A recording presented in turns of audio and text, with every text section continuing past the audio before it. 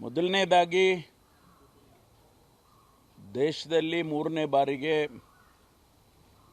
ಪ್ರಧಾನಮಂತ್ರಿಗಳಾಗ್ತಾ ಇರತಕ್ಕಂಥ ಸನ್ಮಾನ್ಯ ನರೇಂದ್ರ ಮೋದಿ ಅವರಿಗೆ ಅಭಿನಂದನೆಯನ್ನು ಸಲ್ಲಿಸೋದಕ್ಕೆ ಬಯಸ್ತೇನೆ. ನಮ್ಮ ಅಪೇಕ್ಷೆ ಮತ್ತು ನಿರೀಕ್ಷೆ ಕಳೆದ 10 ವರ್ಷದಲ್ಲಿ ಜನಸಮುದಾಯ ಅನೇಕ ರೀತಿಯಲ್ಲಿ ತೊಂದರೆಗೆ ಈಡಾಗಿದ್ದಾರೆ.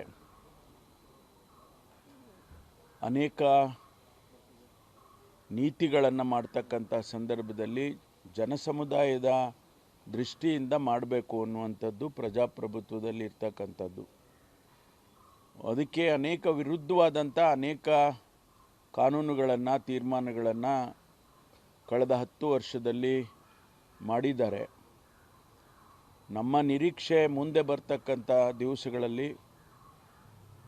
ಒಂದು ಒಳ್ಳೆಯ ಜನಪರವಾದಂಥ ಆಡಳಿತವನ್ನು ಕೊಡಲಿ, ಏನೆಲ್ಲ ತಪ್ಪುಗಳಾಗಿದೆ ಅದನ್ನು ಸರಿಪಡಿಸ್ಕೊಳ್ಳಿ ಅಂತೇಳಿ ನಾನು ನಿರೀಕ್ಷೆ ಮಾಡ್ತೇನೆ.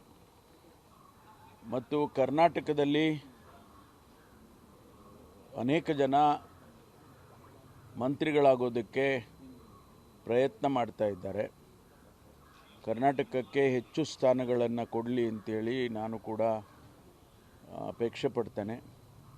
ಏಕೆಂದರೆ ನಮಗೆ ಇಲ್ಲಿಯವರೆಗೂ ಆದಂಥ ಮಂತ್ರಿಗಳು ರಾಜ್ಯದ ಹಿತವನ್ನು ಕಾಪಾಡೋದರಲ್ಲಿ ವಿಫಲರಾಗಿದ್ದಾರೆ.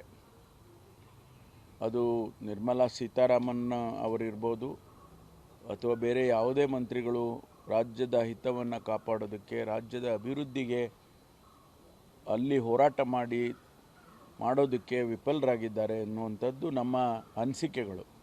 ಹಾಗಾಗಿ ಮುಂದಿನ ದಿನಗಳಲ್ಲಿ ಹಾಗಾಗದೆ ಹೆಚ್ಚು ಸ್ಥಾನಗಳನ್ನು ಕೊಡಲಿ, ಜೊತೆಗೆ ನಮಗೆ ಉಪಯೋಗ ಆಗ್ತಕ್ಕಂಥ ಖಾತೆಗಳನ್ನು ಕೂಡ ಕೊಡಲಿ ಅಂತೇಳಿ ನಾನು ನಿರೀಕ್ಷೆ ಮಾಡ್ತೇನೆ.